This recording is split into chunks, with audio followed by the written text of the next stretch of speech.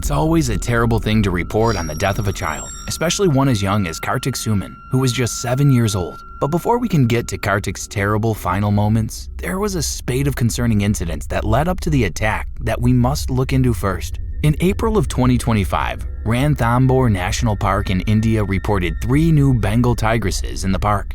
This should be newsworthy of celebration. 3 relatively young females setting up new territories mean more cubs for a dwindling population. But Ranthambhore, like many other protected parks in India, is also located on the same grounds as a very important place of worship. In this instance, it's where the Trinada Ganesh Temple is located, dedicated to Lord Ganesha, the revered Hindu deity known as the remover of obstacles and the god of beginnings. Hundreds of thousands of worshippers and tourists make the trip to this deeply historical landmark every year. The park is enormous, stretching for more than 500 square miles, and that's not counting other protected parks that surround it. The temple is located right on the very edge of the park, and since most of the wildlife clusters are way up in the central and northern edges of the 500-mile expanse, interactions between dangerous animals and humans are relatively rare. The paths leading to the vibrant temple are well-traveled, and there are always park rangers patrolling it just in case. Unfortunately, any young tiger, male or female, can be very unpredictable in the first 4 years of their lives. They're fighting for territory, scoping out hunting grounds, and they're still testing the boundaries of the creatures and humans that share their domain.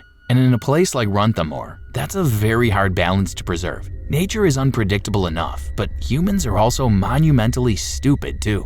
Just weeks before this incident, temple goers were escorted from the park after they tried to approach a tiger and her 3 cubs just so they could snap a few selfies with them. Despite the tiger's obvious growing aggression, miraculously, they were spotted by a ranger before it could turn into a tremendously deadly encounter. So yes, rangers were more alert than usual, both because of the close call they'd had with the irresponsible visitors and because they knew about the 3 new inhabitants to the park that were still coming into their own. While the felines were exploring her new territory, a family was making their way to the temple. This was a very special pilgrimage. The Sumans were coming to the temple to offer a symbolic wedding invitation to Lord Ganesha. This invitation was not about expecting a literal RSVP from the deities, of course. It's a gesture of reverence and spiritual inclusion of the gods, the ancestors, and the blessings they bestow on the new union, simply by being invited before any other living relatives. Kartik was terribly excited about the trip. He knew there'd be a lot of walking involved and loads of ceremonies and prayers that he didn't yet fully understand. Those were not the activities that he looked forward to. It was the brightly painted, lavish temples, decorated with piles of fragrant flowers and candles. Everything was plated with silver, gold, and copper, and when the sun hit the temples just right, it looked like the room was doused in sparkling, magical glitter.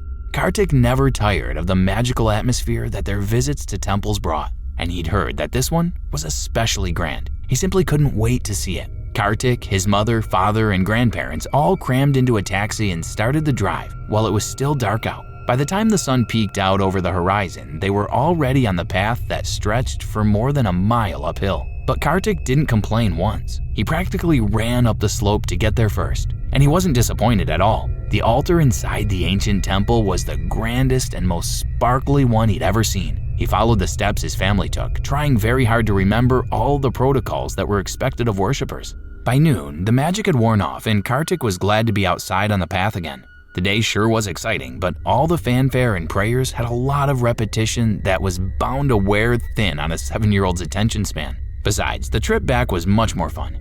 Now that the day was bright and in its prime, the path was filled with bouncing monkeys. Kartik had seen his fair share of them before, but these ones ate treats right out of your hand. There were even camels carrying people up and down the hill, and one of their handlers even hoisted Kartik onto one's back so he could ride it for a few minutes. His grandmother, Dia, stayed with him throughout the walk, handing him treats from hidden folds in her sari. These treats weren't for the monkeys, however, it was just for the 2 of them, a tasty little secret that they ate quietly while the other 3 walked a little ways ahead.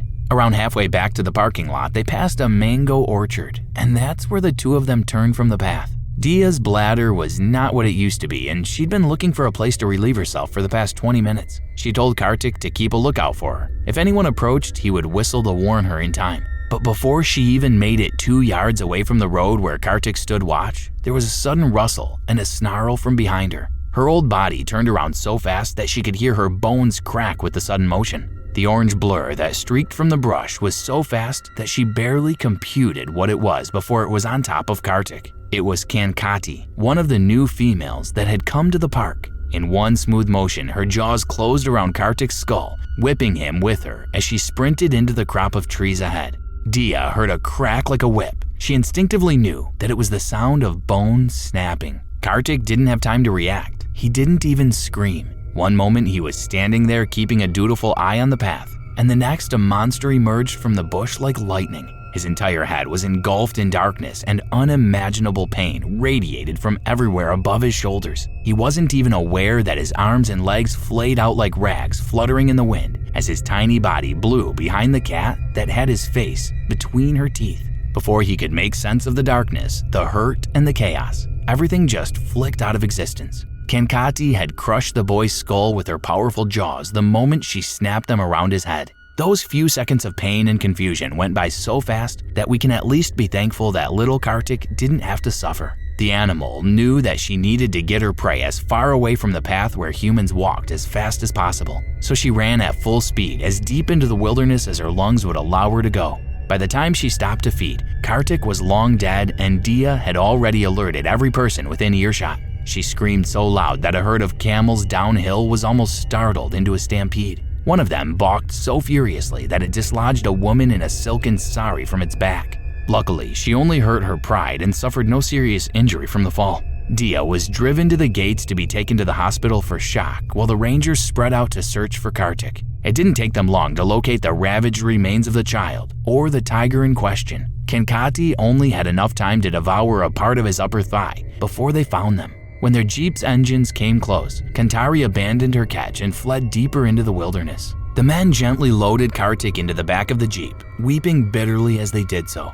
They'd removed bodies from similar attacks in the past, many of them in much worse shape, but they'd never had to retrieve the remains of a child before. They were careful to place a cloth over his head so that they wouldn't have to look at his caved-in skull. Kankati was located just a few hours later, again stalking a well-traveled path on the outskirts of the village. They managed to tranquilize her before she claimed another victim, as she'd very clearly been planning on doing again. She was relocated to the northernmost reaches of the park, but only a month later, she attacked and killed Devendra Chowdhury, a ranger who had ironically also stepped away from his partner for a minute to relieve himself behind a tree. Kankati was then moved to an undisclosed reserve that's fenced off from the public completely. The only reason that Kankati was spared was because she was only 2 years old. And in the world of endangered tigers, every Bengal female is incredibly valuable to preserving the delicate population. Unfortunately, this new home meant that she'd have to spend the rest of her life in captivity, solely for the purposes of breeding. But at least there, Kantari, who'd proven herself twice to be a human killer, couldn't inflict another family with the incredibly tragic loss of a child taken by one of nature's most prolific hunters, a stalker whose very DNA is hardwired to seek, to ambush, and to ultimately deliver her deadly final affliction.